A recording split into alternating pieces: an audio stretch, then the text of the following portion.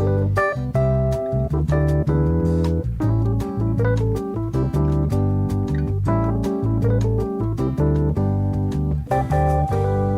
you have enough drinks there? Hello, everyone. Welcome to another Happy Pod, the only podcast in the world. I have brought peace, freedom, justice, and security to my new empire. Welcome to this podcast, which is our podcast. My name is Nathan. I'm joined by my co-host. He's got 7 drinks on the go at once, but no one cares who he is. All we care about is him telling us what this silly little show is all about. I'll do that, but I'm going to circle back round to that intro.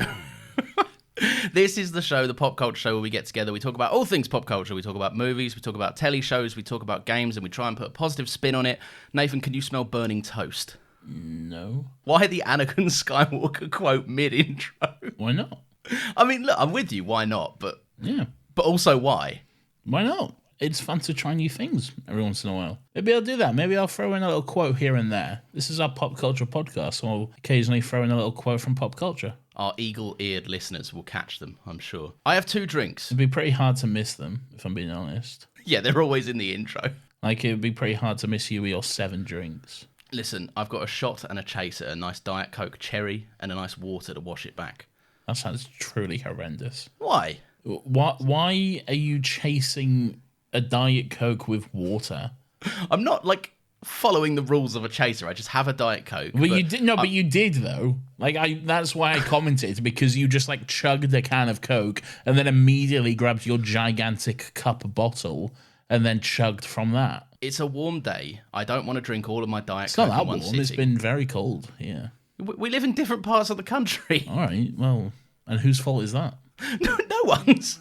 No. I'm just saying it's a factor into why I'm hotter than you, I'd imagine. I would argue it's your fault. It is my fault that I moved here. That is true. There you go. So that was an active choice I made. Hello, how the devil are you? Well, I came out of nowhere. I feel we've expended our water banter for the day. Right, okay. I feel like you was explaining your water, though. Well, all right. My thirst needs quenching, right? It's a hot day. So I brought up a Diet Coke cherry. But I don't want to just neck that all in one go. But I have the need to still bring fluid into my body. So I brought up a water as well, so that I can alternate between the two and still enjoy my Diet Coke whilst also meeting my need for thirst quenching. I really regret asking you and bringing it up in general, to be honest. I'm good. I'm a little tired, but I'm good. How are you? I'm good. We've both had roast dinners today, so we're probably a bit heavier around the stomach and a bit lethargic, I'd imagine. Define lethargic. You know that feeling when you've had a big dinner? Exactly. And Define lethargic, because I don't think you know what it means. All right, well, in the context of roast dinners, I know what it means. Okay. All right, what does it mean then, Mr. fucking Oxford Dictionary? I don't know what it means. Wait, so you're pulling me up on it? No, but I'll happily admit that. But then I'm thinking, if I don't know what it means, you definitely don't know what it means. And now we're both frantically Googling. Define lethargic. I was fucking right. It's affected by lethargy, sluggish and apathetic, which is sluggish is exactly how you feel after you've had a big dinner. Fuck you, I was right. Well done. You was right. It seems like you have a compulsive need to be right all the time. For fuck's sake.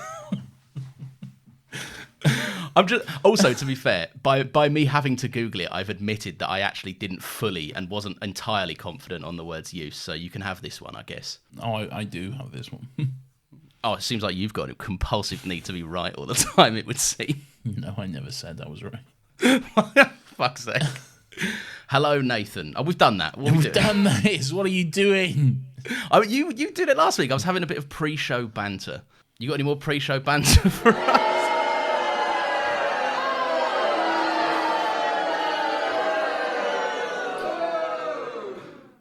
I don't think you've ever let that play out in its entirety. No, that's really long. Goes on for a bit, doesn't it? Just a bit, yeah. Nathan, it's Tarantino time. Unfortunately, yeah, it is. I cannot deny that it is time to talk about Tarantino. Some wonderful alliteration there by myself. You've built up a narrative for me that I'm more of the pretentious prick on the podcast. And you are. It's true. That's no false narrative. Don't try to act like I've created some sort of lie here, because that's just the truth. All right, yeah, it's fair. I was embellishing myself a little bit. I was trying to dance around it. But some might be surprised that the Tarantino pick, the second Tarantino movie we've done on this podcast, was not my choice. You added this. What was the first Tarantino movie we did? Django Unchained. We did Django? Yeah, man, it was about 2 years ago. We did Django? That sounds like a bad idea. I think we were careful with it. Okay. I want to pick that. Okay. I think I can't remember. I can't remember who picked it. I just know that we did it. It was a good episode, I thought. I thought we covered stuff pretty well. But yeah, probably not the right two people to cover it. Yeah, probably not. So my point being, this is not normally like... This is something you'd normally tease me for watching. And this is why you're pretentious. No, but you would, right? We give Tarantino his fair share of kicks, right? We make fun of him a lot. And he deserves them. And I will during this episode as well. Because as will I. Yeah. There's a lot to make fun of him for, okay? The obligatory foot scene. Look, we'll get there. We'll get there.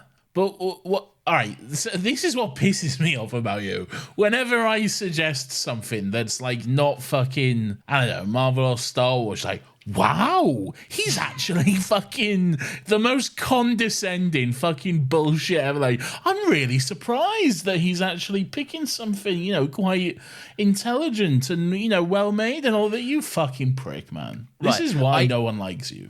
I can come on. I can see that being a side effect of what I'm saying, but the point is, if I had suggested this under the exact same circumstances, you would rinse me about it. Would you or would you not? I would not, no, because, surprise, you spoiler... chat shit! No, I wouldn't, spoiler alert, because I like this movie. It's a good movie. I'd rinse you if you picked some bad, boring movie about a lighthouse or whatever, or a holiday, or some other fucking shit you love. I've never suggested The Lighthouse. I know, but like, two men in Ireland arguing at a table or whatever. All right, I'll admit that. I have suggested that one. A good movie, I might add. I'm sure it is. I'm never going to watch it. I don't care. Fine. Right, Tarantino. Where are you at with Tarantino then? He's... It's the heaviest pause I've ever seen you take. He's a talented filmmaker. He excels particularly at long, some would say drawn out dialogue sequences, but he's also weird. He's also a weird little guy, and he's got some weird little things that he likes, and he slips his weird little things into his movies. And watching this, I was like, oh, you do have a bit of a god complex, don't you, Tarantino? Just a little bit. Yeah, where to go with that? Because I agree. Yeah, and like, but I just don't. I don't want to jump in on the god complex stuff so soon. We can touch in. Let's sure. not start off with the very last line of the movie. Okay, let's wait a little bit until we get to that. Okay. What's your favorite Tarantino movie of the ones you've seen? I haven't seen them all. This. Yes, mine too. Yeah, it's the best one. It is. I'm not going to admit that to him because then I've vindicated what he said. But like, it's good. It's the most enjoyable. Who doesn't love watching Nazis get killed? Okay. Yeah. It's the most entertaining and well written, I think. There's some very great sequences and dialogue sequences in particular, and some really like great tension and performances all throughout it.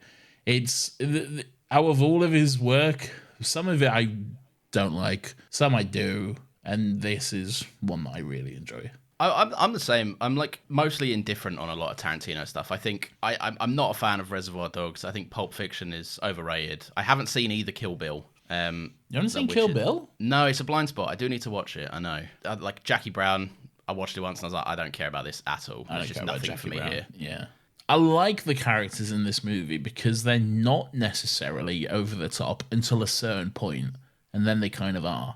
And then once that point reaches, then I'm like, oh, no, I don't like this movie as much. Oh, really? Yeah, because this movie gets to a point and I'm just like, now it's just a bit goofy. Now it's just being a little bit silly, and I'm less interested.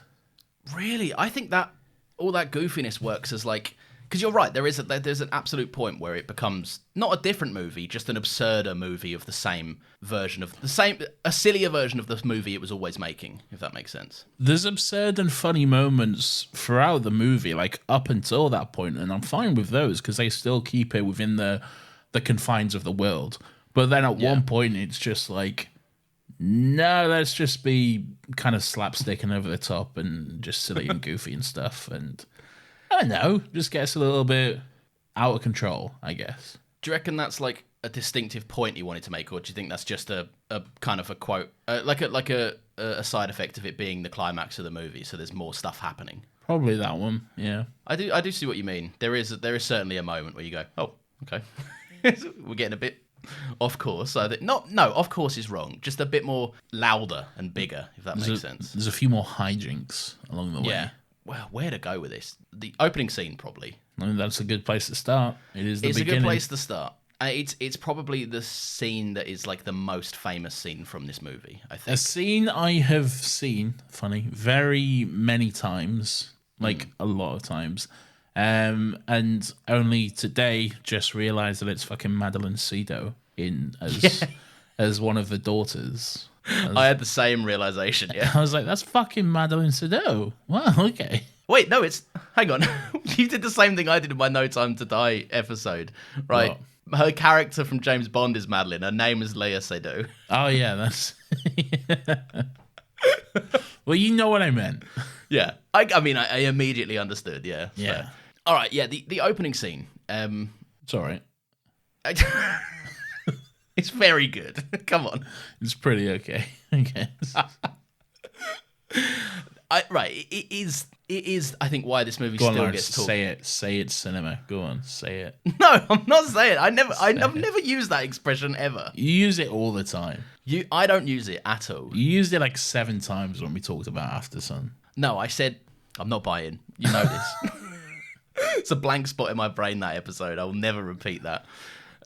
It's a fucking brilliant. I just love how, like, on the surface it's so polite, but there's just this almost like a fucking, like, you know those old timey kettles that are just humming in the background, and you're just waiting for it to go off. Yeah. What? What's the joke? No joke. I feel like there's a joke. There's no joke. Go on. All right. Yeah.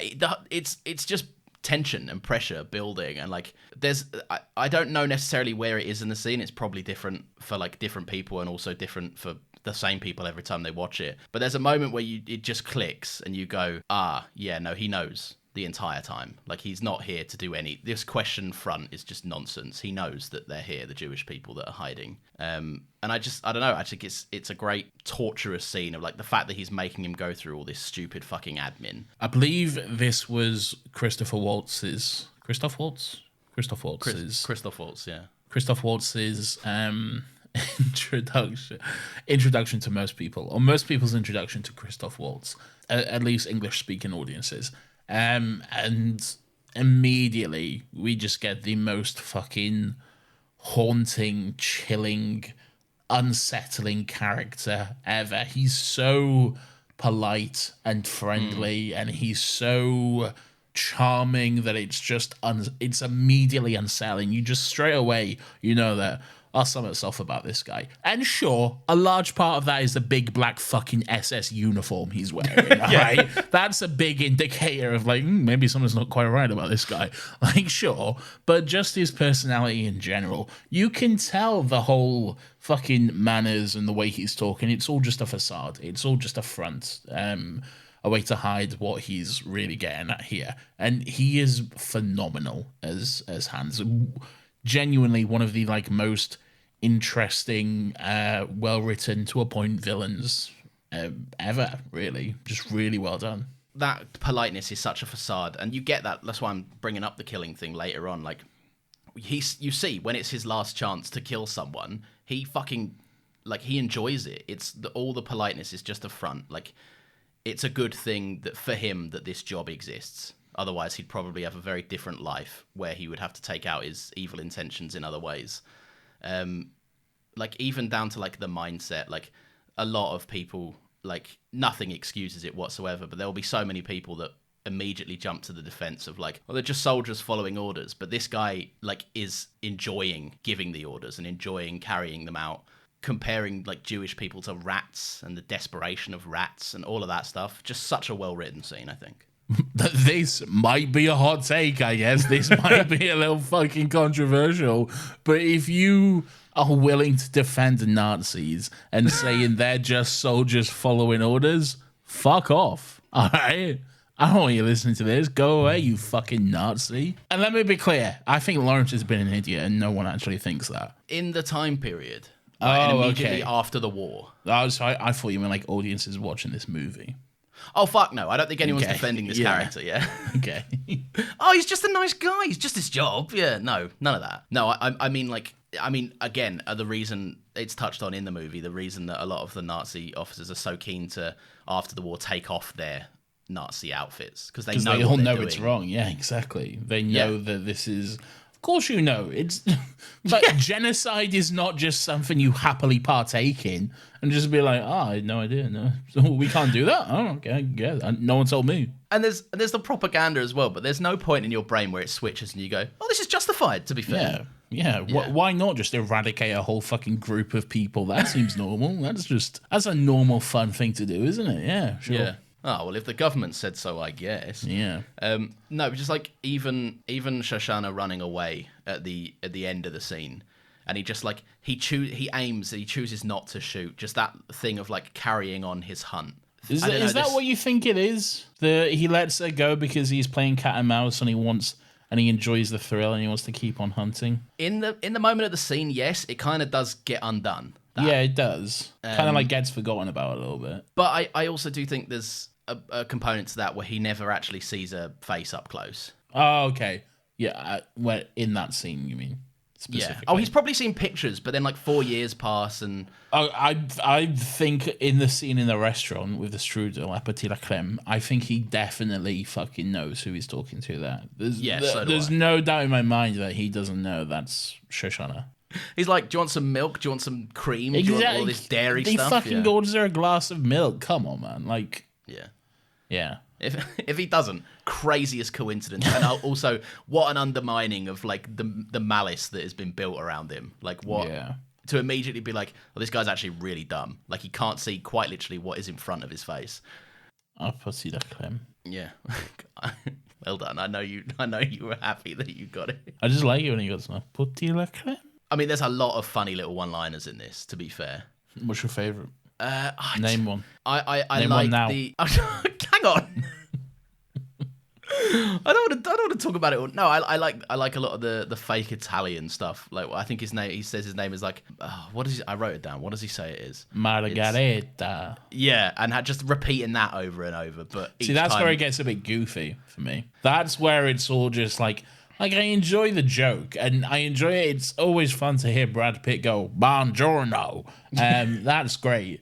But and like at this point in the climb, it just felt a bit like. It felt like all the menace and malice of Hans was just gone at this point. Because, like, yeah, sure, he knows what's going on here. He's not a fucking idiot. He can see right through this from a mile away. And he is obviously just toying with them and kind of making fun of them. But at the same time, it kind of makes him seem less sinister to me. I enjoy Hans. Well, I don't know. He's a good character in a fictitious thing. Yeah, even that's a little fucking touchy. I enjoy Christoph Waltz's performance. Yeah, there you go. You found it. You've done it. Because he is menacing and he is very sinister and he does make your skin crawl and your bones chill and everything like that. I don't want to laugh at him. I don't want to sit here being like, ha ha ha, he's so funny. Look at him making fun of these guys. I want to be scared of him. Do you know what I'm saying? I do. And you're absolutely right. He does lose a bit of it. Like the last scene of him versus the first scene. Yeah. They are kind of fundamentally different characters. But like, I don't know. Because I thought the same. And then this time when I watched it back, I haven't seen this for like fucking 6 or 7 years or so. Watching it this time, very much like I paid more attention with his like nickname stuff, and I think like when he first speaks about his nickname in the opening scene, and he's like, "Oh, the I hate to keep saying it, but the nickname is the Jew Hunter." Yeah. Like when he speaks about that, he speaks about it with pride, and he likes it, and he's very, he articulates why he got it, how he's proud of it, and how he uses it to inspire more fear. And then when they speak about it at the end, he's like, "Oh, it's just a name that's stuck." Like I just think he's done with it, and he's just up to now just being stupid and being silly. Like he's he's kind of outfoxed every plan, right? He's too effective at his job, where he's now 5 steps ahead of people, and it's just like, whatever, I'm gonna fucking laugh at this. I get that. That makes sense, but it still makes it less enjoyable for me. Fair. I think that, yeah, that does just come down to, like, a preference thing, I guess. Like, It's a decision that was made, which I think was kind of dumb. Well, not dumb. It's just an odd choice, I think. yeah. This is a good point to speak about it. Anyway, is that your big I'm not a fan of this choice in the movie moment? No, I got loads. Okay. No, not loads, but a few. There's a few Tarantino choices where I'm like, I don't know, buddy. I don't know about this one, Chief. I don't know how that's gonna go down. I was gonna say that moment for me, my big I'm not a fan of that choice. Yeah. Was it when they won the war, and you were like, I wanted the Nazis to win? Yeah. Well, that's my first one, obviously. My second one. Because you love the Nazis, you told me. Okay, all right. I was fine at first with this silly joke. Now I need it adamantly clear that is not the truth. You out here playing. I saw you this week on your silly little video, like saying James and Mesa love the Nazis or whatever. They set me up for that, and you know it. Well, there you go.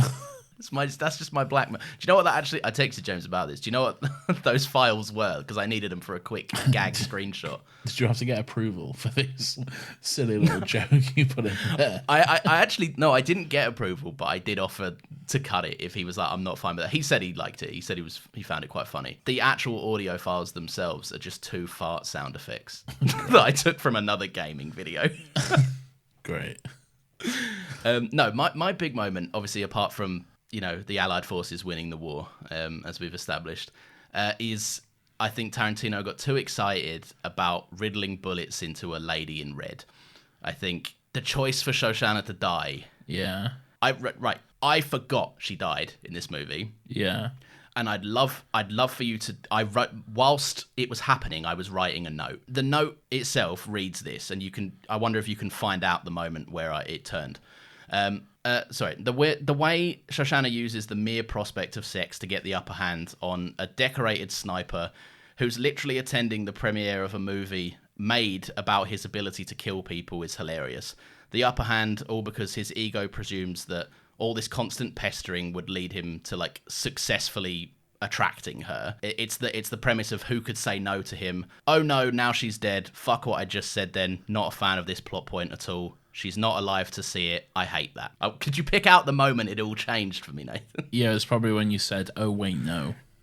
yeah, fuck that. Yeah.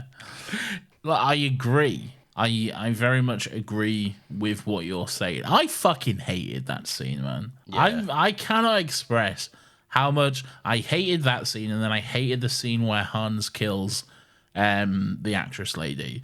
Specifically with this one, I was like, and you're right, it's because up until a point it was going so well. It was moving in the right direction. It was making a great point. We were killing Nazis. I was having a great time. We're loving it. We're thriving. Okay. And then Shoshana feels bad for him? Fuck off, man. What the fuck? In no world is Shoshana out here feeling bad for a fucking Nazi who spent 3 days in a fucking tower killing fucking people, and he feels a little bit sad that he has to what? Fuck off, man.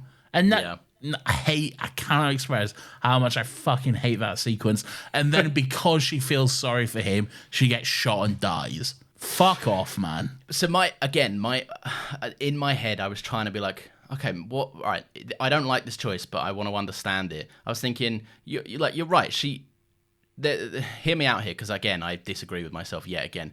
I think she claims the moral victory. She in this revenge of killing a lot of people, which she's absolutely justified in doing so. She takes one moment to pity someone, which a Nazi would never ever do. But then again, I'm like, oh, she gets a moral victory, but I'm like, no, fuck that. Like, she doesn't have to be.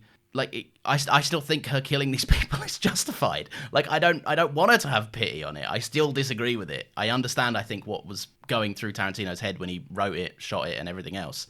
But I still just think it's a much more powerful choice to see her succeed and see her be one of the only people that walks out of that scenario alive. Yeah, they're Nazis, fuck them. Yeah, it does, that's the point, right? I enjoyed watching them burn and die. It was fun. It was cheering. Yeah, that's the point. I had a big foam finger and a big tub of popcorn. I was like, yeah. Started throwing it around. You were cheering. Yeah, I was. Yeah. All right, negatives. We probably got some more later on, but what's some things that you quite enjoyed? Negatives. What did you enjoy? No, as in like those were negatives. Okay. I'm putting that was a definitive. I'm full stopping the negatives for a bit. Okay. I feel like you were setting up like a segment. Here we are. We'll talk about all the negatives now. What a miserable segment. Yeah. What did we hate? Da-da-da-da. I mean, that's some people's entire fucking show, but yeah. That's true. Lawrence, I liked the whole bar sequence. It's my favorite sequence in the movie. It always has been. I won't have you tell me it's bad and you hate it. I won't have that. I won't stand for it because I enjoy it. And you can't stop me from enjoying it, Lawrence, no matter how hard you try. It's a good scene. We have Michael Fassbender. We have Hugo Stiglitz. I don't know his real name. We have the other guy who looks like Mads Mikkelsen but isn't Mads Mikkelsen. And it's a great time. All right, I'm enjoying it. Oh my god, he does look a lot like Mads. He does, doesn't he? He looks like a young Mads Mikkelsen. He does. He's got that face and those creepy eyes. Yeah. Still handsome, right? I'm not saying anything about Mads Mikkelsen. Sounds like you're calling Nazis handsome. Right. Oh no, you've got me again. Yeah. No, you're right. I love that this has the capacity to go so right. Yeah. But just every choice along the way, I'm like, you're a moron. Why are you antagonizing him? Out of the German and the Englishman, why is the Englishman the one to, even though he's speaking German, why is he the one to raise his voice and make himself known?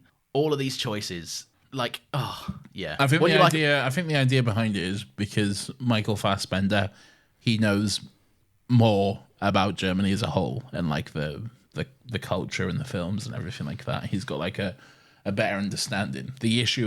The counterpoint to that, the issue with it is his accent isn't that great because he's British and he's all very frightfully sorry, sir. Hello, should we have a whiskey and toast to good health and all this sort of stuff?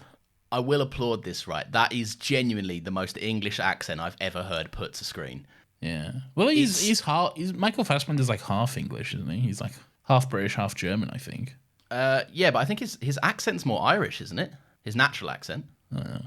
I think it is. I don't know. But then again, his surname's Fassbender. Yeah, because he's German. Where are you from, Michael Fassbender? Germany. I just told you. All right, but I think he grew up in Ireland. I'm pretty sure he's got like a very strong Irish accent. I think you're just thinking of Magneto in First Class. No, I'm not, because that's not an Irish character. No, but he's got a bit of a... What point are you making? I don't know. No, it's a fucking incredible scene. Why is it your favorite? Why does it stand above the others? Because it's the best scene in the movie, Lawrence. It's just like fucking 30 minutes or whatever of just pure tension. You know from the get-go, like, this is going to go wrong. First of all, it's quite funny the way they just walk into the bar and just immediately freeze when they just see a room full of Nazis. And you can just see they're like, oh, fuck. Like, even like just the way they're like slightly huddled over and just like, oh shit, we kind of fucked up here, but gotta go with it, I guess. Gotta see where it leads. It's great tension. It's just very well performed. I enjoy it quite a lot, and I admire the balls as well. And this is something I'll give Tarantino credit for, because I won't give him credit for much, but I will give him credit for this. I admire the balls to just say, fuck it, yeah, let's have a 30-minute sequence and not cut away from it once. Let's just play the whole thing out and fucking see it all from start to finish. Let's go. I think this is like, as a structure, this film is like really different, and like that probably doesn't work for some people. I mean, this film's quite well received, so I'd imagine it worked in this instance, but like I think it's brave in the sense that it easily could not have worked. The whole thing is just a series of scenes. Basically, it's long fucking scenes. Yeah, it's never like cutting back and forth between things, except when you're getting like context and flashbacks and stuff. And the climax where all the actual scenes meet each other. Yeah, exactly. I think you're right. The moment where they just walk in and they're halfway up the fucking circle stairs, right, and they all just go, oh, hang on. I love the moment even before that scene. I think still works as the setup for it, where it's the movie says this quite clearly, but like we went on a bit of a spiel last week, so I'll be careful not to offend any American listeners. Oh no. The Americans in this film, right? The titular Inglorious Bastards, Yeah. right?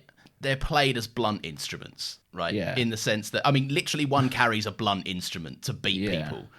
And I love like, there should be, this is just a meet-up where they're going to meet their contact, who is the actress. And I love the scene before it where Michael Fassbender and Brad Pitt are looking out the window, and he's like, you can't kill people in that, and he's like, we're not trying to do, that's not the mission, like, that's not what we're doing. And like all of his other mates are like, yeah, I wouldn't have a fight here, and he's like, that's my plan. I'm not trying to have a fight. Yeah. We're just meeting a contact. I don't know, man. I don't like it. I wouldn't put a fight in a basement. And he's like, yes, nor would I. That's why there's not one. I love Brad Pitt's character in this just because he reminds me very much of Arthur Morgan. Yeah. He's just so fucking blunt, and he's just like, vamos. Oh my God, that is such such a sick observation. That is so good. Yeah, he's exactly like that. Just Arthur putting on a voice he doesn't want to put on. Yeah. And then this when they are in the cinema at the end, there's something about the way he almost looks like he's in pain. Like he's just so like physically pained to be there, and it's like, buongiorno. He looks a lot better than we do in a suit, but he's feeling the exact same thing we both feel when we're in a suit. Just like, basically, I'm speaking on my turn here. I'm not trying to insult you, but this is how I'd imagine we both feel. Yeah. Right? When we're dressed up to our nines, we feel like stuffed sausages in a bag. 100%, yeah. Yeah, and look, he's in fine shape, better than us, right? But he's still a big brute that just wants to kill Nazis and not be dressed up in a bow tie. Yeah, exactly. And a fancy collar and all of this. Yeah, such a good scene. What I love about that scene, I put down, it's all, every fuck up is just, it's so well interweaved. Like it's all human error. Yeah. Like it's just a series of things that are too suspicious to overlook, and then it comes to a head. Where you've got, like, I said it earlier, the smug Englishman kind of, I get that he's the one that knows more about Germany and the cinema and the culture and all of this. Yeah. But like, having him be the one, when the other guy is capable of doing it, asserting a bit of dominance over I guess like just an enlisted man rather than an officer. A sergeant. Like, yeah, having the English one be the one to raise his voice, the one with the fucked accent. Yeah. That is more suspicious. Like, they all immediately are like, right, we've met the actress, we should leave the bar, and she's like, you morons, we're meeting here. Yeah. Like, how dodgy does it look if you just leave? And then like the three finger thing, obviously, and then the leaving the signed, like her leaving, the actress leaving her shoe, but then also the signed note for that guy's son. Yeah. And like just all of those things, they're natural things that like just happen in the story, but they feel real. But actually, there's like basically 4 plot contrivances happen in that very well written scene, and you don't even notice because they're just so well weaved in. Are they contrivances? I don't know if I'd describe them as contrivances. Yeah, probably not, actually. I'd say they're just things that happen. They're like plot motivators in a way. Yeah. The 3-finger thing is great because not Mads Mikkelsen just immediately clogs it, and you can immediately see the look on his face. But not only that, I feel like everyone else clogs it as well. Michael Fassbender is the only one at that table who doesn't at first. Yeah. Like, you can see the look on I can't remember the actress's name, but her face, and she's just like, oh fuck, this is gone wrong. And she's like still putting on the fake smile, but everyone knows like shit's about to get fucked in a moment or so here. Yeah, and the other guy there is German as well, so he knows straight away too. Yeah, exactly. Yeah, I do love that moment. What I find it so good, what I find so good about it is it's like it's the milk scene earlier, right? But like longer and more of a cat and mouse chase, because they almost blow their cover, then they pull it back by the skin of their teeth, and then just one more thing happens, and it's like, no, bro, you're so close. Yeah. I do like the reveal of not Mads Mikkelsen's character being in the bar, because it's so overdramatic. It's so like everyone's having like a bit of a shout, and then he just screams from his corner behind the wall, like, perhaps I can interrupt, and then there's just like probably like 30 seconds of silence while he just slowly puts his book down, stands up, fixes his coat, walks across, dramatically steps into the doorway to reveal himself to everyone else. Yeah. And then like fixes the record player. And like from everyone else's point of view, they were just staring at a wall for 20 seconds. Like, after he shouted. So like that's what I'm saying. Like you're right in what you said earlier. Like Tarantino, it doesn't always work for me. He's a filmmaker that's quite polarizing for me. But like when it works, it works. Like the balls to put a slow dramatic reveal on a scene that is 30 minutes of guys talking, most of which is subtitled. I also enjoy that he's drinking out of a boot-shaped pint glass. Was he? I didn't catch that. Did you not get it? Yeah. He's drinking out of Das Boot. Yeah. I didn't even clock that. Well, yeah, watch it again. It's a boot-shaped pint glass. He's so... This entire movie can be described as just like tension waiting for some sort of satisfying release. Which I think comes at the end of the movie. Sorry, I'm just looking up this guy on IMDb. His name is... The French guy? Yeah. Denis Menochet. I probably butchered that. I feel like I know... You're right. He does have one of those faces, but I also feel like I recognise him from watching this movie years probably, ago. Yeah. That's where I recognise him from. Because looking at this, like, there's nothing here I recognise. Yeah. He was in Russell Crowe as Robin Hood. Russell Crowe's... I forgot Russell Crowe made a Robin Hood. Arthur is the other one, isn't it? King Arthur or something. What are you on about King Arthur? King Arthur's that one that I always fucking forget about, that some guy from Sons of Anarchy made and then never made anything else ever again. Who the fuck made that? The guy that makes all the gangster ones. Guy Ritchie? That's it. Yeah. Guy Ritchie. Guy Ritchie was in Sons of Anarchy? No. The guy, the lead actor of the King Arthur movie Guy Ritchie made was in Sons of Anarchy. Who did that Robin Hood movie that's like Robin Hood, but it's like in the modern day, but it's also not in the modern day? Fuck knows. I wouldn't be able Was to that Guy Ritchie as well? I feel like that was Guy Ritchie, but maybe I'm Did Guy Ritchie go through a string of making weird movies like this? Yeah, he did. He did something very weird, something that's like not Guy Ritchie at all. Like Aladdin. He did Aladdin. That's right. That's the one. Yeah. Yes. Aladdin was good. I enjoyed it. Yeah, starring Ezra Bridger. It was good. Get on the fucking carpet. Jasmine! On the fucking carpet now! I'm gonna fucking tell you again, get on this fucking carpet! Oh, fuck me, it's a fucking genie! What's your fucking wish, mate? What's your fucking wish? What's your wish, you fucking toilet? I'm fucking Prince Ali, mate!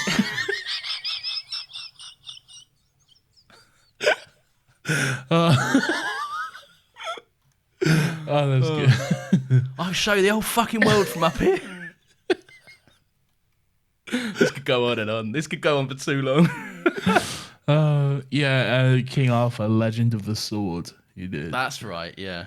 How did we even get onto Guy Ritchie? I have no idea. I don't know how we got here, but I'm happy to be here. Anyway, that guy's French. Yes. Cool. What a segue. Last week, I was editing the podcast last week, and there was a moment where you said, "Why do we do this?" And you're absolutely right. Why do we do this? I remember that. All right. Before we talk about the end and all that stuff, we spoke about it a little bit earlier. I really wanted to talk about the your read is that he absolutely knows who Shoshana is, right? Yes, the restaurant scene with the apôté la crème. Yes, that was. I wanted to give you the opportunity to say it again. Okay. I just think he's like I like that the scene is basically a bit of a nothing scene. It's kind of not that scene, like the scene prior, the pre-scene, where they're like, "This guy's a dinner conversation with when they're like, here's Goebbels." Yeah, basically, yeah. And here's a cutaway of him fucking someone as well. Yeah, that's what you want to see. Yeah, I'm also not sure why that was there. A lot of things in Tarantino movies that sometimes just like, is everyone like, you can just imagine like, I don't know, the producers would be like, is this necessary? And then Quentin's just behind the camera like, yes. Like, okay. What I find very funny is his editor has like 9 times out of 10 it's, I can't remember her name, mate. It's Sally something. Sally Sparrow. But his editor's usually a woman, so the amount of times he's probably made that poor woman sift through countless feet shots. Yeah, it's just it's not about that. Yeah. But anyway, right. I like the movie because, like you said earlier, the movie is basically just kind of like I don't know exactly how many, but a certain amount of very long scenes. Let's count them. It's not a tangent we'd be above making. We got French milk. Oh, she's doing it. We got French milk. We got Introduction to the Bastards. Yep. We've got Bastards in the Woods. Intercut with Hitler and Surviving Nazi. Yes, and Surviving Nazi. We've got I can't believe I'm actually doing this. We've got Shoshana meets Daniel Bruhl. Oh, Daniel Bruhl's in this, by the way. We've got but another thing we haven't mentioned yet, weird Sam Jackson role just out of nowhere. It's like, oh, this movie has a narrator now and it's Sam Jackson. We're halfway into the movie and it's like, by the way, kerosene is this 35mm print. Like, okay. Yeah, it's fucking random. Like, it just, the way it comes out and like it almost feels very silly, right? Because I feel like in this movie, which is very well written, it wouldn't be too out of like pocket for some random character to be like, that is flammable film stock. But Tarantino couldn't escape describing the film stock in such detail because he knows it. That he got a whole narrator part, hired Sam Jackson to do it, just to be like, well, it's not natural for Shoshana to talk in depth about this level of film. So, I imagine I would have thought that you would love this scene because you'd have been like, yes, I too know what 35mm is. I too love cinema. I literally don't care about things that are shot. Like, it's cool, but it's the most impractical way to shoot something. Like, I don't care about it like that. Well, you love 70mm. Is that the one you love? That's not. But no. You do though, don't you? In an episode where you've already called me out for being a pretentious film prick that condescends you. Or do you not love 70mm film? Yes, because of its presentation, right? Fuck off. Fuck you. Yes, a weird narrator. But the thing I like, right? I like that it's basically, it disguises the real scene that it is in, right? It starts off as very much like Goebbels being like, this guy's a movie star, and Goebbels. Goebbels. I did it again. Sorry, Goebbels. What did I say? You said Goebbels. Oh, say goodbye to your Goebbels. Yeah. No, it starts with Goebbels basically like what? I just started to correct you again. Never mind. Go on. Happens a lot, doesn't it? Shut up. Now that you've become a bit more conscious of it. Right. I like very much that the scene is disguised. It's Ian and me. He says, say auf Wiedersehen to your Nazi balls. Yeah, I know what he says, but I was saying the Goebbels thing. You didn't say that. It's eating me alive. Fine. Breathe? Have you got it out? Yeah, I'm good. Okay, cool.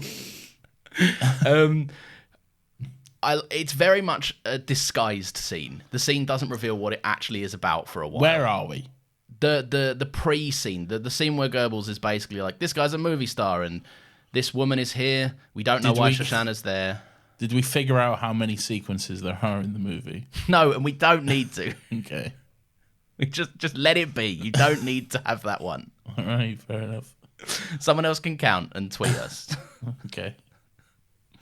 Don't. It's a terrible way to spend your day. Just don't do that.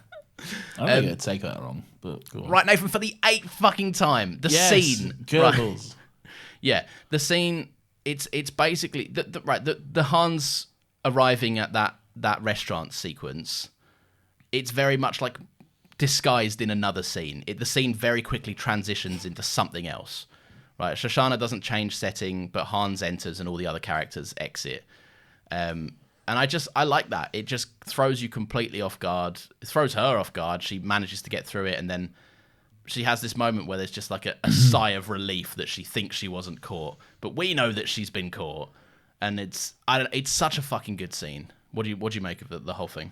What I really like about that scene, and this isn't something I praise very often because usually I don't give a fuck about it, but the camera work is very good in that during Hans's introduction, the camera is just zooming in on Shoshana's face the entire time.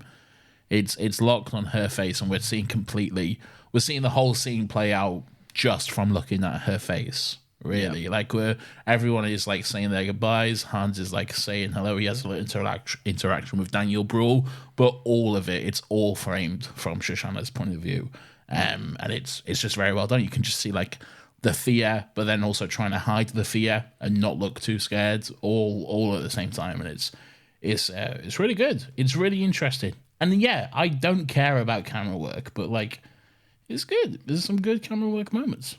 It does enhance it, and I think when the performance and the camera works together, it's always quite apparent. Like this is just two good performers going at it in a scene that is quite dialogue heavy, and then they both. What I really like about it is it's the unsaid thing. They both know what's going on. Yeah, but neither of them can speak about it. Just that moment where he says, "Oh, there was someone else I wanted to ask you," and then he just stares at her. Just holding the cigarette, letting it burn, just staring at her deathly. And it's like, how can you not be fucking terrified of that? That's so intimidating and terrifying. Like, and then it's just, oh, no, forgot. Silly. Must have been absolutely nothing. Oh, well, see you later. This is kind of what I'm saying about later on, where I can excuse his buffoonery a little bit, because he plays with his prey, right? That's his thing. Yeah. Right? Like, he refers to them as, like, rats and fucking vermin and stuff. And just this idea that he's, like... Yeah, like, he just toys with people that would be his victims, I guess. Yeah. So, I don't know. I genuinely can't believe that there are people that watch this scene and be like, wow, he really didn't recognize her. He did. No, he did. Like... Yeah. It's obvious, right? Like, he orders her a fucking milk, like he said. He does. He orders her a milk. Wild. I love the whole like. I think it's again. It's like the reason he doesn't stop the premiere is obviously we find out later he's got his own kind of things going on, and he has his own motivations for it, which would seem like an obvious thing if he knows who she is. As the head of security or whatever, he should probably be like, no, let's not bring Hitler here and all of this. But I just like that again. It's his ego. It's we're coming to your house again. We're coming to where you live. Yeah. And you have to host us. And it's the whole, like, what does he say? It's something about, like, the desperation of it and the just his ability to see how far desperate people will go and push them to their limits, and like how he says like once they abandon dignity, like he knows that's it. Yeah, he knows just how far they're willing to go and how they will what they will do to get out of situations and stuff. Yeah. Which ultimately, I guess, like, I don't know if he was, like, the mastermind behind it all, but, like, allowing this premiere to happen at her cinema, he knows something's going to happen. Yeah. Because he knows that she won't take it lying down. She ran. She didn't choose to succumb to death. Like, I don't know. Yeah, it's a great scene, and I think it, like, there's levels of, like, ambiguity to Christoph Waltz's character, like how much did he really mastermind and how much is just he's good at his job and he got a bit lucky. But I don't know. So like the whole film, as we've spoken about most of like the important scenes. What do you make of like where it all leads? The I know you've said about the swap in tone kind of is a bit jarring, but like as an ending to the movie and as a third act climax, what do you make? I don't know. Fair enough. Because it's obviously, like, it's not historically accurate. And that's fine. Like, why not kill Hitler? Like, why not just, like, fucking burn a whole bunch of Nazis? Like, does it matter? Nah. The opening of the film said once upon a time in occupied France. This is a fairy tale. This is fiction. Oh, I've never noticed that. Oh, interesting. Yeah. Okay. I never picked up on it until today, but it's a story. It's a silly story. Yeah. Isn't the idea of it like this is a movie? I think it's this and Kill Bill are movies within Tarantino's like universe. Is there like that weird theory that stuff of his is not a connected? theory? I think he's like full on said it. Like this like this and Kill Bill parts 1 and 2 or the whole bloody affair are movies which, you know, the Vega brothers and fucking someone else would go see. Is this something John you got Travolta. like asked at a movie premiere one time in an interview, and he was like, "Sure." No. I feel like he's like fully said it. Like he's fully talked about it. I don't like the gratuitous foot scene followed, and I don't think anyone does, but unless like you got a foot fetish, but whatever. I don't like the gratuitous foot scene followed immediately by the very violent strangling to death of that character. That whole sequence just feels very. I feel like he's got some weird kinks. This is my thing about like, because like what you just said, right? Like, it's a weird sequence unless you have a foot fetish, and then you're like, wow, great, right? Yeah. But my point is, right, just don't insert your weird shit where you don't need it to be. Yeah. Like it's fuck. The other analogy I just thought of is fucking. I don't make a tea and then stir it with my knob, right? You just don't put shit where it's not supposed to be. There is no need for Tarantino's weird foot fetish to make it into most of his movies. Another reason I'm not a fan of the Once Upon a Time in Hollywood. It's a scene where you just Sharon Tate, right, the woman famously murdered. Yeah. Right. Like, she's played by Margot Robbie. She's just watching her movie and she just gets her feet out for no fucking reason. It's weird that he keeps doing this. And like he has to be aware of the jokes. And, surely. But he just keeps on doing it. Do you reckon actors get the scripts and they're like, where's the foot? Is it my... Oh, thank God it's not mine. Okay, good. Okay, someone else. Do you reckon like Margot Robbie, like where was she at in her career? Was she at a place where she could like make like say, I'm not doing that or something? So she was more famous than not. Yeah. So Wolf of Wall Street 2013 was her main that thing. Was her breakout. 2019 was Once Upon a Time in Hollywood. Count Neighbours. Yeah. No, Once Upon a Time in Hollywood was 2019. She easily could have said no. She'd been in Suicide Squad. She'd been in I, Tonya. She'd done a bunch of stuff, I think. I mean, you say she could have easily said no, but that's... A lot of people don't to Tarantino. Yeah. Because it's Tarantino, and he'll be like, I know how to make my fucking movie. Yeah.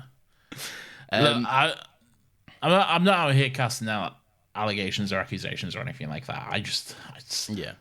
Be into what you're into, man. I'm into some weird shit. I'll say it. I won't say what it is, but I'm into some weird shit. All right, but like stirring tea with your cock. Like stirring tea with my knob. Yeah, that'd be so painful. Like, oh. Yeah, but like, don't make us all watch it though. You know what I'm saying? Yeah, like, stop, man. Yeah, but not only that, it's going from the like very sensual and erotic, and that makes it sound like I like it. I don't, but the very like erotic and sensual way he like takes the shoe off and slowly puts on the other one and all that sort of stuff, and it's framed in a very like, that kind of way, but then just immediately goes into the very violent and strangling camera lingering on her face as she slowly dies and stuff, and it's just it's all gross, man. I don't. Yeah. And I'm not a prude. Like this makes me sound like like. It's just... No, it's not being a prude to be like, it felt weird. It felt weirdly motivated and less like the character that we know. It felt more Tarantino stand-in. Yeah. It felt if he was a talented enough actor to carry the character of Hans, he would have had no problem doing this himself. Yeah. I don't know. It's weird, and I also think there is such thing as too much creative control. He's a very, very talented man. Yes. But he gets away with murder because of that talent, and sometimes it's weird, and sometimes it comes across that it's weird. Yeah. Yeah, I don't know, very strange. And also, like, if you're sat there like, but it was written in the way that it was the shoe, and the shoe has to fit, and that's the point. Because he fucking wrote it. Yeah, a bracelet, a necklace, a ring, anything else, a scarf, anything else, right? Anything else that is made to measure and has a certain quality to it that could be pulled out of a bag would fit in that scenario. A thong. Okay, no. No, we've overcorrected, Nathan. We've now become worse. Somehow. Weird. Imagine yeah, that. very weird. Would you reach into my pocket and just pulls out a thong? The fuck? He's like, no, not that. That's mine. Let's get the shoe. Sorry. Yeah, that's another one of Tarantino's kinks have made it in. Oh, strange stuff. Here's what I like. I like when the cinema starts to burn down and stuff, and there's the smoke filling the auditorium, and then you get the like Shoshana being like reflected into the smoke as it all burns down. like the projection of her face laughing and still. That's visually stunning. Great. Yeah. Great stuff.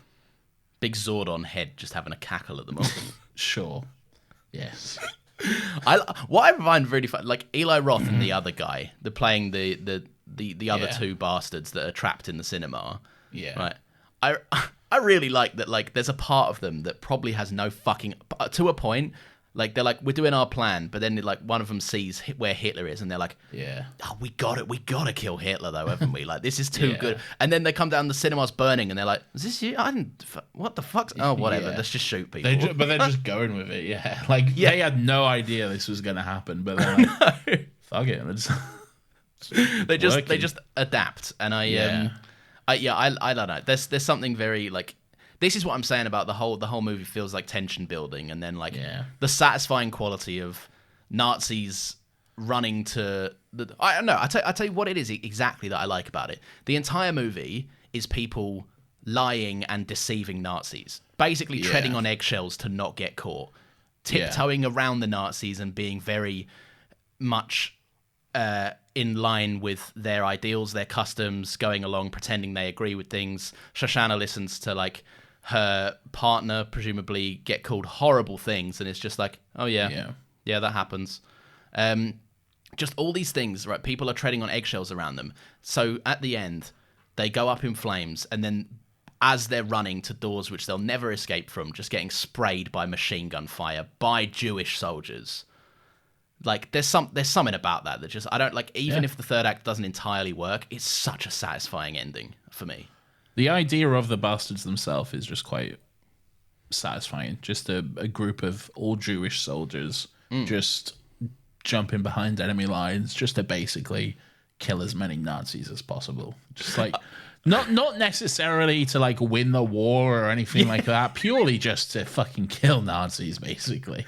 That's what I love about it. They refer to it as like, so many times they refer to it as like covert ops, and to a degree it is, but there are other times as well where they just take on the identity of patrol guards, and a car of Nazis drive up, and they don't say anything, just shoot them. That was a very funny scene. Just the way that's played. They're just literally stood in front of the car, and like the German soldiers like, what's going on? And they just unload fire into them. But like, they're all lazily holding their guns. Like, it's an afternoon for them. They're just like, oh, there's a couple of Nazis coming. We may as well get them while we're in. You're right. It's a good concept, and like, you have to be a pretty big weirdo to not immediately get behind them and their goal. and I'm sure there are people who don't, but Nazis, because they still exist, unfortunately. Fucking Nazis, in abundance apparently, which is fucking depressing. Yeah. This might just be his masterpiece. Right, you hate the God complex line. Go on. It's so on the nose, man. And look, and it might be. That's the annoying thing about it. Yeah, I think it is. I think it's his best movie. I think it's his best movie too. But like the way it goes, the way you have Brad Pitt just looking into the camera, going, "You know what, Ryan from The Office? I think this just might be my masterpiece." Cut to black, written and directed by Quentin Tarantino. Like, come on, man. You could not be any more fucking obvious with that shit. Look, I'm like, right. Yeah, you're right. Everything you've said is correct. But like, it is. It's his best movie. I know, and that's what makes it more annoying. He's fucking right. That's what makes it so infuriating. The whole movie in itself has been on the nose, and like I don't know, it just. But I think because the action, the thing that Brad Pitt is referring to, has been a very smug Nazi who thought he got his way, basically being branded for death. Right? Yeah. It's something that he will never, ever, ever be able to like get past. It's the whole why the Nazis are so quick to take off their uniforms, why they're so eager, that kind of thing. When Brad Pitt says it might be my masterpiece, in the film it's referring to the fact that he's carved a swastika onto the Nazi's head, so he can never escape the shame. Yes, but we know. Like, we know. we know that Quentin was writing this line and punch in the air. Like, we know what's going on. We do. Sure, my mum will watch this and have no idea who Quentin Tarantino is and think that line is purely about the movie. But we know. we do know. But like, if it was a dog shit movie, I'm so down for dogging it. Funny, hilarious, dumb, stupid line. But it's a fucking very good movie, all in all. But that's what makes it worse for me. That's why I don't like it. It's like... You don't like handing him his props, do you? I don't. No, I don't. It's like our Interstellar episode. Any compliment you had to pay to Nolan, you were just like, It's true. I always get angry when I have to compliment these auteur filmmakers and be nice to them. I'm like, but they're all dickheads. I don't want to. They're not dickheads. They just... They make a lot of movies that a lot of people are annoying about, but they didn't do anything wrong. Nolan's a lovely man. Is he? I think so. Anyone sit on chairs or whatever. It's true, yeah. He does hate chairs. Yeah. All right. Have you got any thoughts? Any final general? Yeah, just little things, I guess. Little things. All right. I enjoy exposition scene. Yeah. It's good. I like Mike Myers for some reason playing just a British general or whatever. That's very funny. You got Winston Churchill in the corner who can't say a word. It's pretty funny stuff. I enjoy that. I fucking loved how it was like, I didn't even realise that it was Winston until he started speaking. And I was like, how irrelevant that you're here.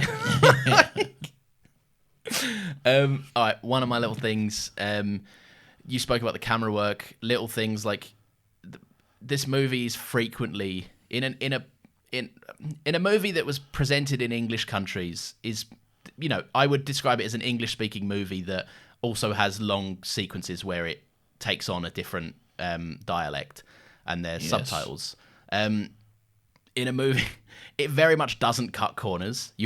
In certain scenes, you have translators who are going back and forth and they repeat every line as it's said. Yeah. I like that it doesn't... In a movie that is got slow pacing, it doesn't feel boring. The camera like whips between three people as like those dialogue scenes are going on. It makes it a lot more palatable in a move that could have been like, oh my god, okay, I get it. There's the scene where like the bear Jew just took out that guy, and then like his mate came forward and just like they're like, where's the location of these guys? And just immediately drops his finger on the map, which in itself is very funny. Yeah. But the way that shot is exactly what you're saying, like the camera just like switching, moving side to side, back and forth between the three characters as like it's spoken, it's translated, it's then replied to, and that sort of stuff. It's interesting. It's good. It's like a three-way whip pan, which feels hard to do, I'd imagine. But then not only that, but then also a three-way whip pan, but then added in the fourth way where the camera then goes down to the map and then looks at the information and that sort of stuff as well. A four-way whip pan. Wow. Some say they say it can never be done. We've cracked cinematography here. We understand it. There's people here that operate cameras, presumably, like at least at like a semi-professional level, I'd imagine, that are just like, what are you? Shut up.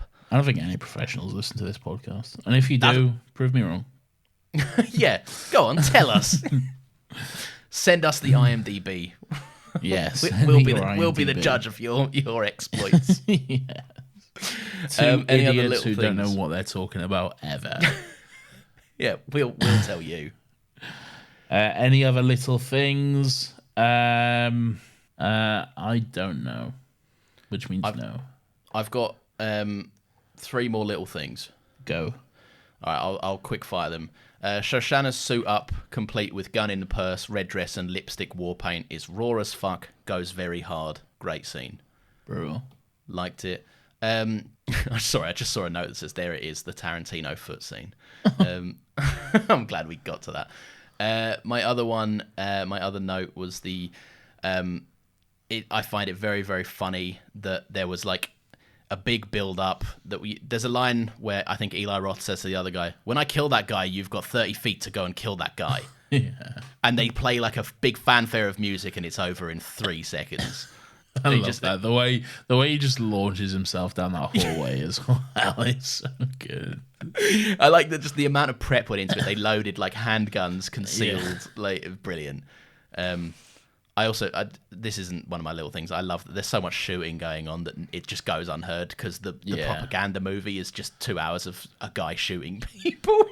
Yeah. And then carving a swastika into his bird's nest. And then everyone's cheering it as well. It's like fucking Endgame for fucking Nazis or whatever. It's Nazi Endgame. It is. And my last one is after they've captured Brad Pitt, and Christoph Waltz is toying with him a little bit while he's got his hood on. Yeah. And he's like, ooh, and he pokes him and he just fucking twats him. The hardest I've ever seen anyone get twatted. That was very fun. Yeah. So good. I enjoy the moment where, like, Christoph Waltz picks up the phone. He's like, the man in the white smoking jacket just immediately cuts to Brad Pitt, just getting tackled, just straight knocked down to the ground. While he's going, what the fuck? Yeah. And he's fucking Nazis. Yeah, the only thing he can say before that is like buongiorno, and then he's getting dragged off and he's like, you Nazi piece of shit. Just going off. Lawrence, we have no more little things. No, we don't. We don't at all. And there definitely wasn't a cut there while we lost our minds. No. Laughing at something silly. So what do we do now? Now is the part of the show where we recommend stuff to people, Nathan. We recommend things for you to check out. It could be anything we've done during this week, a movie, a TV show, even a nice little walk. Lawrence, what are you recommending this week? This week, I am recommending the movie The Rocketeer. For fuck's sake. Right, it may seem like a cop-out. Surely you cannot recommend stuff you worked on for your silly little job that doesn't exist. I can. It's a movie. I'm not. It'd be weird if I was like, I recommend the Caravan of Garbage video on The Rocketeer. Right? That would be weird. Yeah. That would be weird. Yeah. And also, like, when I finish these videos up with Ben, we just never want to watch them ever again. We're so done. But you loved The Rocketeer. Do you know what? It's not even that, like, I loved it. I was pleasantly surprised. The series in Caravan right now is going through movies that, like, underperformed and have, like, a loose connection to each other in that they're, like, not amazingly received and they didn't make a lot of money. And The Rocketeer is a good movie. I've always enjoyed Captain America: The First Avenger, and this is same director, Joe Johnston, and it's basically a superhero movie that is barely a superhero movie. It's basically a guy that gets a jetpack and is like, I might happen to save the world with this jetpack. Very randomly. It's quaint. It's just an easy 2 hours. Not even. I think it's an hour and 40 or something. Lawrence, my recommendation this week is a video game. A video game, I hear you ask? Yes, a video game. Lawrence, this week, and for the past few weeks, like the past month really, I have been playing Red Dead Redemption. The first one. Yes. Yes, because I was the one person who bought the remaster. Despite everyone saying not to. Didn't a few people buy it? I don't know. Like, was it? No, I think probably quite a few people did buy it. Yeah, but like, it wasn't the announcement everyone wanted. That's the thing. Yeah, I think people were very disappointed because it wasn't like a full-on remake like PS5 version of it, and that's understandable. I can see why people would be upset by that. It does seem very much like a cash grab, a quick cash grab sort of thing. That being said, for me, this was really like the only way to play the game, and I have not played the game in like 10 years or so. And I just really wanted to play it. So I bought it, and I'm glad I did, because I had a good time with it. I'm not necessarily recommending the game Red Dead Redemption. What I'm recommending is Red Dead Redemption Undead Nightmare, which also comes with the game. Because does it come with it? Comes with it. I had never played this, okay? I'd never played this, yeah. But this weekend, I finished the Red Dead Redemption story, and then I immediately loaded up Red Dead Redemption Undead Nightmare. And more games should do this. It's just like a not canon, fun little side story where for some reason there's just zombies now. And you just like go around the Red Dead Redemption map from town to town trying to like clear out the fucking zombies and help people and all that sort of stuff. I'm not even finished it. I'm still playing it, but it's so much fun to have Red Dead, but then also just to kill zombies in the same time. This is why it baffles me, because every now and again the conversation comes up like, I wish they made like a game like GTA 5 but for zombies. I'm like, they did. Like you can't run them over, but you can just run around blowing shit up and shooting people and stuff like as zombies. They did make that game. Yeah, it's great. Yeah, I really I can't believe you'd never played Undead Nightmare. Never played it, no, but yeah, I'm having a lot of fun with it. It's great. That must have been so fun to experience for the first time as like an adult. Yeah, it is. Yeah, it's quite bizarre because I'd literally just like finished the Red Dead story, and then I'm like, oh, let's go play this, and then there's like immediately like spoiler alert, I guess, but your family, Abigail and Jack, just get killed and turned into zombies. I'm like, oh shit, well, okay. Oh, This that's is different. brutal. Yeah. Yeah. Fun though. Good stuff. Yeah. I do like that. Yeah, very much spoilers. This is your warning, spoilers for the story of Red Dead. But like, I do like how the concept of John just getting blown to shit at the end of the first game. And then he's like, Abigail, I'm home. Yeah. It's true. Like, if it was canon, it would be the most confusing canon for a multitude of reasons. Yeah. Great. Oh, that's a good one. Yeah, that is a banger. There was a moment, I was playing it yesterday, there's a moment where I went to Armadillo and I went to the general store in Armadillo, and the guy who owns the store, there's just like this cutscene that plays out, and the guy who owns the store is like, are you a Jew? And John's like, what? He's like, are you a Jew? I don't like Jews. And he's like, okay. He's like, all right. I don't like Jews, homosexuals. I don't like. And he just goes on this long list of everything he doesn't like. And then John just goes, have you ever met a Jew or a homosexual? Or like, and he goes, no, but I know I don't like her. And then he immediately gets eaten by zombies. It's great. I also, once I finished Red Dead, I also put on Red Dead 2 for a little while, and I was like, whoa, this looks so good, man. I was like, whoa, look how crisp this is. Yeah, that jump of like, what, before they remastered The Last of Us, it's the same as going from The Last of Us. I mean, it's actually, no, it's way bigger of a jump from Red Dead to Red Dead 2. So Red Dead 1 doesn't look bad, though. Like, the remaster, I've got like a fucking 65-inch TV, so it can be hard to make older stuff look good on it. But like, Red Dead 1, the remaster, it looks great. Like, there was no point where I was like, oh, this looks clunky, I'm having trouble with this. It was good. I really enjoyed it. Yeah, no, like, I think it's more... Red Dead 2 looks so good, though. Red Dead 2 is just, like, one of the best looking games out there, really. It's more how it plays as well. Like, the way John runs isn't as fluid as Arthur running and all of this stuff. Yeah, that's true. Still a good game, though. I didn't know Undead Nightmare came with it. I might actually fork out that was it like 30, 40 quid? I think I paid 40 quid for it, yeah. It might be a bit cheaper now as well. Might be, probably not. No, they're probably it's Rockstar. They're sticking to their guns. Yeah, yeah, probably. God damn. You might be able to pick up on a sale for a little bit less or something, but I think it's worth 40 quid. I had a good time. I spent like a month playing it. So there you are then. Yeah, and it's a good game as well, like you say. Just because it hasn't had any technical improvements, it's still a good game. Yeah, as good as it was. Yeah, exactly. Very much as good as it was. I also bought Spider-Man 2, so I'm ready for that. And I will be purchasing Assassin's Creed Mirage as well. I booked the day off work for a Spider-Man 2. How do you book a day off work? I still have people I have to tell I'm not available. I don't just wake up and go, should I work today? I'll see what comes my way. Do you not, though? Surely you can just be like, as long as you get it done by the deadline, surely you can be like... Yeah, I can do, yeah, because there's no one I actually have to report to of a day. Yeah, exactly. I have deadlines, but like there are times where I go, I need to take today off. Like something will come up and I go, I need to take Monday off. That means my Tuesday and most of my Wednesday are fucked. Yeah.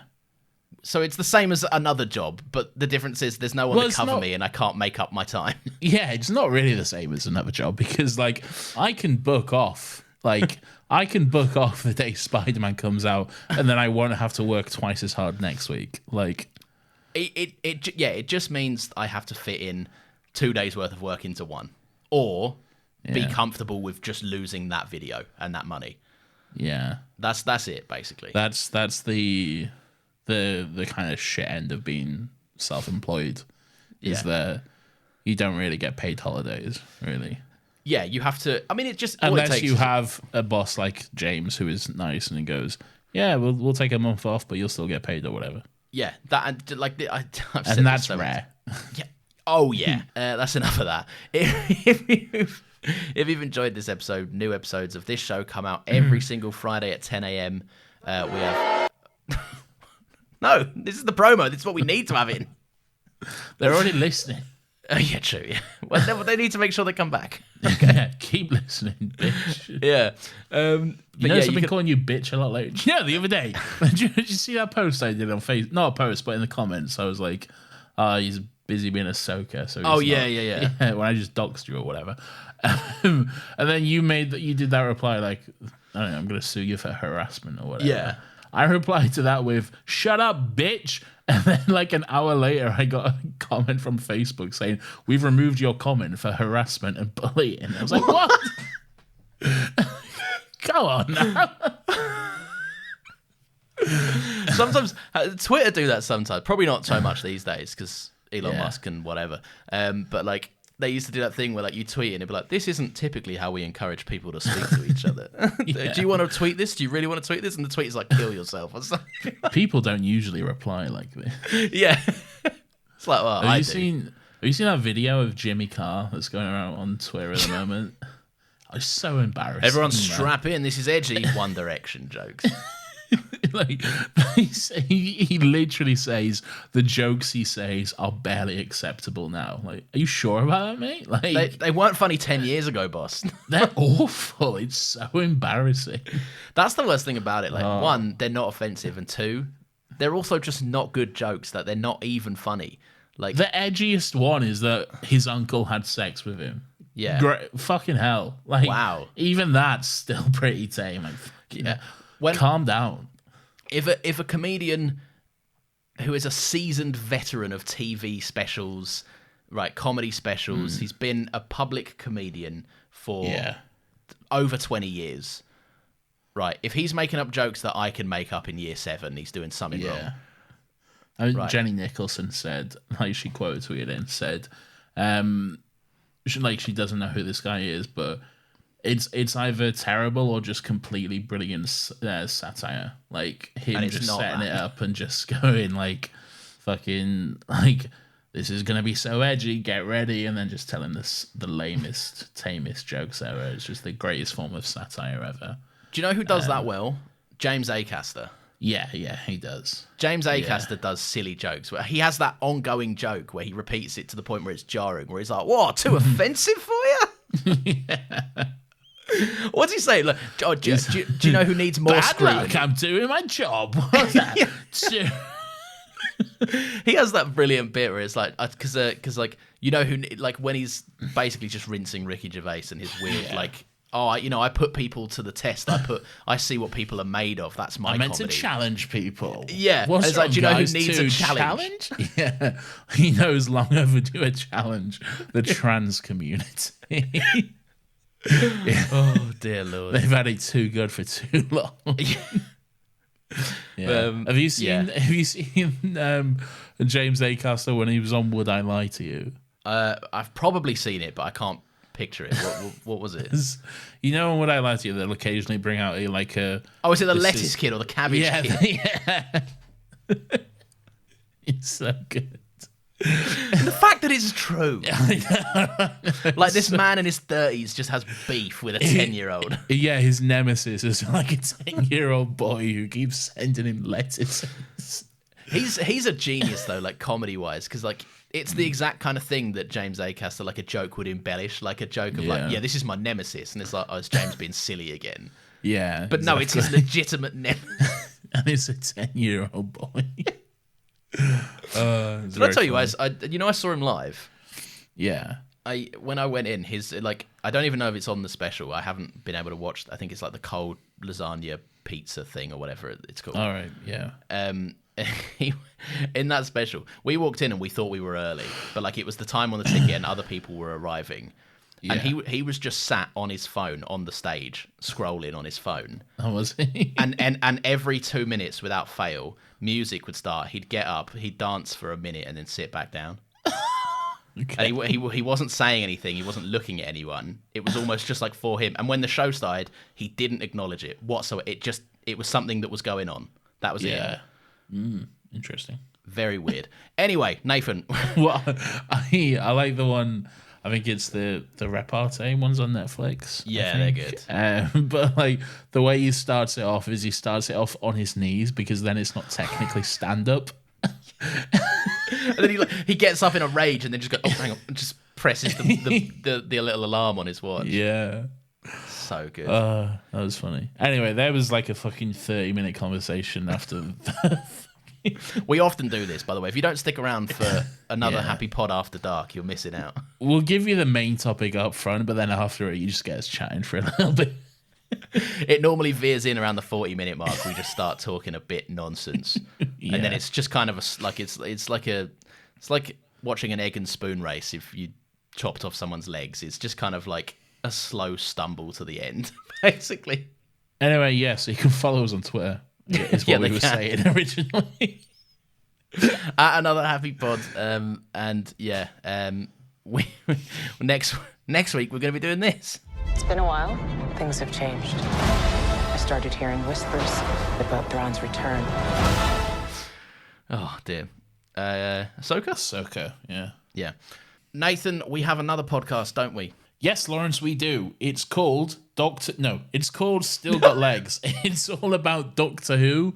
It's our rewatch podcast where we take a look back at the revival era of the show. We're making our way through the whole thing. We are currently coming towards the end of series 3. We're about to start the 3-parter. Or we have started it by the time this goes out. I don't know. I get confused. So that is something to look forward to. Or to already... Just go listen, all right? Still Got Legs. It's available. Go to the feed as you're listening to this now. Whatever's on there is what we've done. Yes, and it's a good time. Did you see that trailer for the 60th anniversary? It looks great. We'll talk about it in 6 years. Yeah. Should we talk about the trailer this week, or should we just wait to talk about the episode whenever we get to it? We can talk about it a little. Yeah, we'll have a little chat. Anyway, go and listen to that. It will be a good time. And if it's not out, go and listen to whatever one is out, because that was also a good time. They're all good times. You don't need to worry about that.